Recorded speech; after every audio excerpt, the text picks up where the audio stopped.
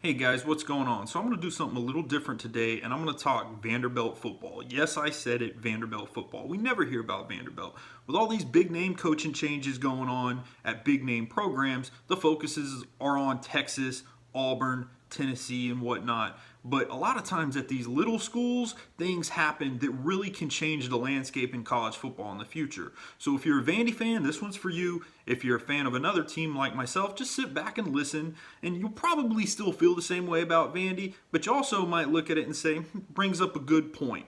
So I'm going to cover a couple of things. First, I'm going to cover their new head coach. I'm going to talk about the coaching staff that he's brought in and what he's trying to build there. I'm going to give you two things that Vanderbilt would need to do to have long-term success. And then I'm going to talk about the 2021 season just a little bit and the possibility of Vanderbilt getting off to a great start.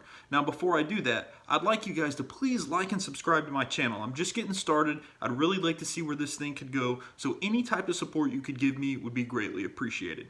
Now, let's dive right into it. So, Vanderbilt is coming off of a terrible 2020 season. You know, they go 0-9, and at the end of the year, Derek Mason is let go. And truthfully, I mean, you really can't blame Vandy for it. I know a lot of people like Derek Mason. I like Derek Mason too, but I just don't think he was getting the job done at Vanderbilt. I honestly believe he was able to ride the wave of success that James Franklin created there, and he basically rode it all the way until it crashed, and now here we are in 2020, and Vanderbilt is having to restart from the beginning at 0-9. So, what do? They go and they hire a guy by the name of Clark Lee. Now, Clark Lee is coming from Notre Dame, where he served 3 years as a defensive coordinator. He also worked with linebackers in that time. But during that time, if you've watched college football, we all know that Notre Dame is a pretty good team. They're a team that's been able to crack the playoff a couple of times. And defensively, they've always been solid. Maybe not elite, but solid. So you know the guy can coach. Now, before he was at Notre Dame, he spent times at a bunch of schools coaching linebackers, and then he started his coaching career at UCLA as a graduate assistant. As a player, he played for Vandy, and he was a walk-on from 2002 to 2004, filling that fullback position. So if you listen to his press conference, you can tell that he's really excited about coming back to Vandy because he thinks there's a possibility of doing something special. Now, it's an uphill climb because of academic requirements that it takes to get into Vanderbilt, so it's always going to be more difficult for them, but we know it's possible because we saw what James Franklin did. So bringing in Clark Lee, I think, is a good hire, and he seems pretty motivated about the decision, and he's pretty optimistic. Now, let's talk about his staff a little bit. So we'll start with the offensive coordinator.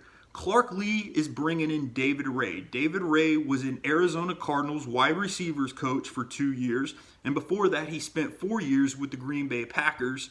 And he also worked with the offensive line and did different offensive administrative duties. So he's well familiar and well versed in what it takes to be an offensive coordinator at the pro level. Now we'll see how it plays out in college. Now, he's no stranger to college football because he spent time at Iowa and Texas Tech and actually started his coaching career at UCLA with Clark Lee, and they coached together. So they've probably had a strong relationship over the years. And when Clark Lee came in, he said, hey, let me go with somebody that I know, and I think this guy can do a good job. So I think it is a good move for Clark Lee to bring in somebody that he knows. Now, moving on to the defensive coordinator position. Clark Lee is going with a guy by the name of Jesse Minter. Jesse Minter spent a couple of years with the Baltimore Ravens coaching defensive backs. Now, I know he's worked with defensive backs, and you're like, well, he's not really been a defensive coordinator before, so how do we know how he's going to fare? Well, that's not true, because when he was in the college ranks, he coached at Georgia State, and he helped Georgia State go to their first ever bowl game in 2015 and was nominated for the Broyles Award after his defense, after just 1 year, allowed 15 points less per game and 122 yards less per game than they did the previous season. So this guy knows how to coach. He's been a defensive coordinator before, and he's coming back to a place where it's not a big name program, but it's definitely a step up from Georgia State. So I think this is also another good hire. Now, my favorite position that Clark Lee has filled is definitely the special teams coordinator. Lee brings in a guy by the name of Justin Lustig. Now, Justin Lustig was a special teams coordinator at Syracuse this past year, and Syracuse in the ACC led the conference in kicking, coverage, and punt efficiency. So he is very good. They, in fact, ranked 5th nationally, so it's not just an ACC stat, it's a national stat, and this is a big name fill for Clark Lea. Also, in 2018, Justin Lustig was nominated for the Broyles Award himself when his kicker, Andre Schmidt, won the Lou Groza Award. So this guy has had success in the past. He's helped players win awards, so I think this is a recruiting tool that he can use when he's on the trail. Just a little another fact about Justin Lustig, he's only had one head coaching gig, and that was at Edinburgh University, a Division II school. He took over that program and they were 0-11. In his 1 year as a head coach, they went 9-2, which was the biggest turnaround for a Division II program in college football history. So let's look at the running backs. Lee goes with a guy by the name of Norvell McKenzie, yet another Broyles Award nominee in 2018 coming from Louisville. He worked with a young freshman named Javion Hawkins, and Hawkins ran for over 1,500 yards rushing as a freshman and earned All-American Freshman Honors Awards at that same time. Before then, he was with Arkansas State where he worked with the running backs. Both of his running backs, a combo, ran for over 1,300 yards and have 12 touchdowns, and he worked with the special teams as well.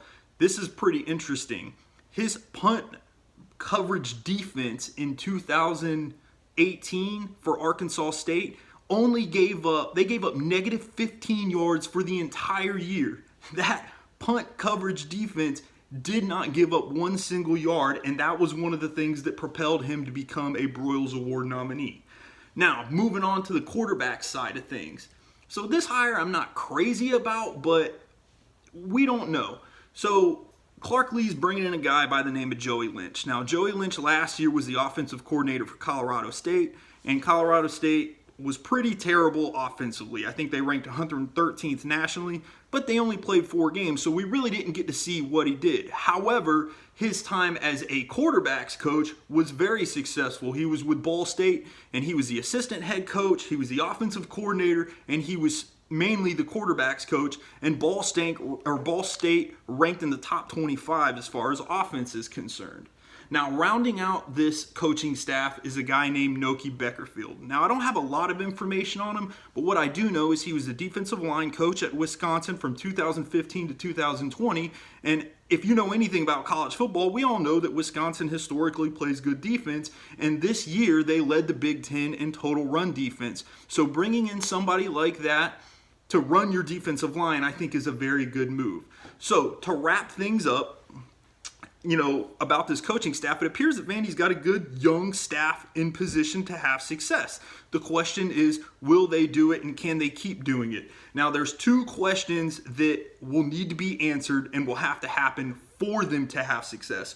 One, will these young coaches stick around and see it through, or are they simply using Vanderbilt as a stepping stone for something bigger and better down the road? And 2, how do these guys recruit? So when it comes to recruiting, everybody knows recruiting and winning goes hand in hand. If you don't get the players in, you can't win. And that was one of the reasons James Franklin, with his time at Vanderbilt, was so good. From 2011 to 2013, he had winning seasons, and in the 12 and 13 season, he won 9 games. Also in the 12 and 13 season, Vanderbilt had its best recruiting class ever. In 12, they ranked 29th nationally. In 13, they ranked 19th nationally. Just a little piece of information for you to know, and I don't give Clark Lea this credit, I actually give Derek Mason this credit. This class, as it stands, according to Rivals.com, is ranked 32nd nationally. That would be Vanderbilt's 3rd best recruiting class ever. So we will see if Clark Lea and this staff can get things going and point it in the right direction and see if they can replicate the success that James Franklin had. Now, the last little piece that I'm going to talk about, and I'm just going to touch on it briefly, is the potential for Vandy in 2021.